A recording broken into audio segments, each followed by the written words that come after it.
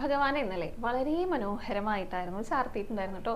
ഒരു മിടുക്കനായിട്ടുള്ള തടിച്ചുരുണ്ടിട്ടുള്ള ഒരു ഉണ്ണിയാണ്. ഒരു 2 വയസ്സിൽ താഴെ ആയിട്ടേ ഭഗവാന് പ്രായം ഉണ്ടായിരിക്കുള്ളൂ. കയ്യിൽ എന്താ പിടിച്ചിരിക്കണേന്ന് അറിയോ? വലത്തെ കൈയിലെ വെണ്ണൂരല പിടിച്ചിട്ടുണ്ട്, ഇടത്തെ കൈയിലെ പൊന്നോടക്കുള്ളിലും പിടിച്ചിട്ടുണ്ട്.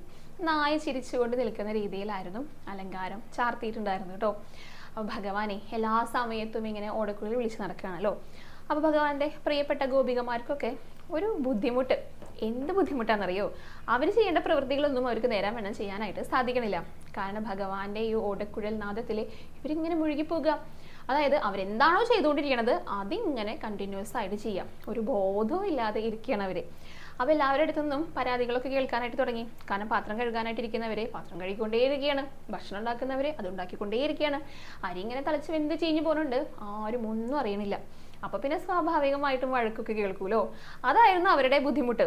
ഒന്നും നേരാൻ വണ്ണം അങ്ങോട്ട് ചെയ്യാനായിട്ട് സാധിക്കണില്ല ഭഗവാന്റെ ഈ ഒരു ഓടക്കുഴൽ വിളി കൊണ്ട്.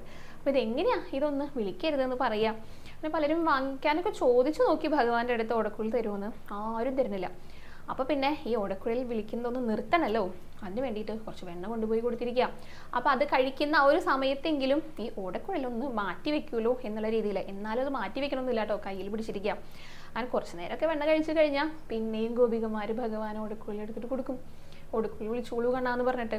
കാരണം ഇതില്ലാതെ ഇവർക്ക് ആർക്കും സാധിക്കില്ല. ഭഗവാന്റെ കുറുമ്പുകൾ പോലെ തന്നെ ഗോപികമാർക്കും കുറുമ്പുണ്ട്. ഇവർക്ക് കണ്ണൻ്റെ ഓടക്കുഴൽ അതൊന്നും കേൾക്കാതിരിക്കാനായിട്ട് ഒട്ടും സാധിക്കില്ല. അപ്പൊ പിന്നെയും ഈ വെണ്ണ കൊടുക്കലൊക്കെ നിർത്തിയിട്ട് മതി കണ്ണ, ഓടക്കുഴൽ ഒതുക്കോളൂ, ഞങ്ങൾക്ക് ഇതൊന്നും കേൾക്കാതെ ഉറങ്ങാനായിട്ടും ഉണ്ണാനായിട്ടും ഒന്നും സാധിക്കില്ല എന്നിട്ട് പിന്നെയും ഓടക്കുഴൽ എടുത്ത് കൊടുക്കുകയൊക്കെ ചെയ്യൂട്ടോ. അപ്പോൾ ആ ഓടക്കുഴൽ നാദം കുറച്ച് നേരത്തേക്കൊന്ന് മാറ്റി വെക്കാനായിട്ട് ഒരു വെണ്ണ ഉരുള ഭഗവാന്റെ കയ്യിൽ പിടിച്ചു കൊടുത്തിരിക്കുക. ഭഗവാനാണെങ്കിലോ നല്ല സന്തോഷത്തില് ഇതൊക്കെ മനസ്സിലാകുന്നുണ്ടെങ്കിൽ കൂടിയിട്ട് വെണ്ണയും ഭഗവാന് പ്രിയപ്പെട്ടതാണല്ലോ. അപ്പോൾ അതും കൂടി കിട്ടിയ സന്തോഷത്തിലായിരുന്നു ഇന്നലെ ശ്രീലകത്ത് നിൽപ്പുണ്ടായിരുന്നു കേട്ടോ. ശ്രീലകത്തേക്ക് നോക്കുമ്പോൾ തന്നെ ഒരു ചുവപ്പുമായി ആയിരുന്നു. കാരണം കൂടുതലും തെച്ചിപ്പൂക്കൾ കൊണ്ടൊക്കെ ആയിരുന്നു മാലയൊക്കെ കോർത്തിട്ടുണ്ടായിരുന്നു കേട്ടോ. തിരുമുടി മാല 2 ഉണ്ട്. ഒരെണ്ണം ചുവപ്പ്, അതായത് തെച്ചിയും തുളസിയും കൂടിയിട്ടാണ്. തെച്ചിയാണ് കൂടുതൽ കോർത്തിരിക്കുന്നത്.